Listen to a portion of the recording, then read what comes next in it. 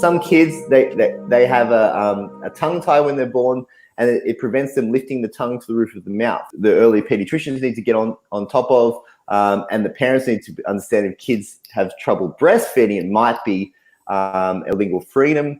All of these things come together in cranial-facial growth, but it's largely driven by food, stripping out those nutrient-poor foods and putting in those nutrient-dense animal, fat-soluble, vitamin-rich foods.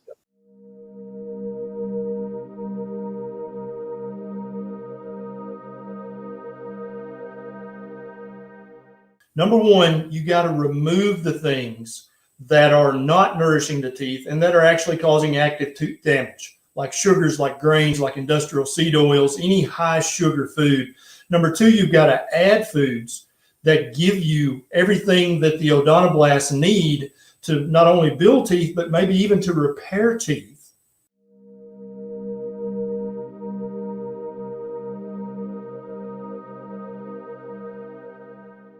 Children, especially when their mandible and their maxilla are developing, when they're still growing, they really need to have foods that they need to gnaw on and chew on, like we've done for the last 250,000 years. That stress on the jaw bones actually helps the jaw bones develop. Have I got you so far?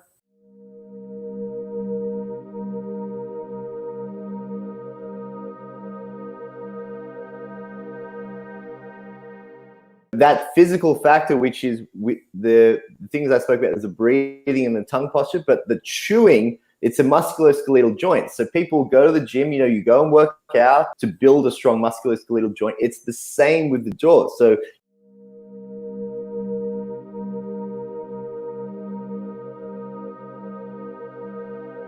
kids need to chew on raw, raw foods, bones. They need to rip and tear. This is what we're designed to do. When you look at the anthropological records, we just don't have these jawbones anymore. And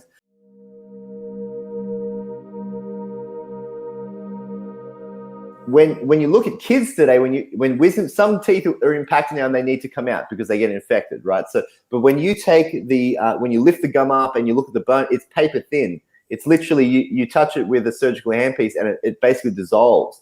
The bone that people are putting down in their jaws today isn't the same because the body does not have the raw nutrients to place that calcium in. The calcium metabolism depends on vitamin D, vitamin A, and vitamin K2, and we're not getting enough of these foods. And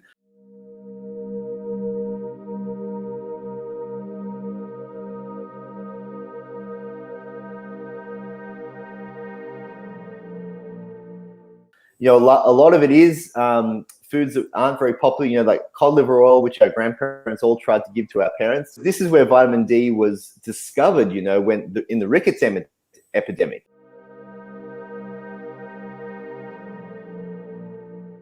Then in later life, it becomes osteoporosis. So why haven't we connected this to an actionable, disease process we can prevent in the mouth by eating the right foods?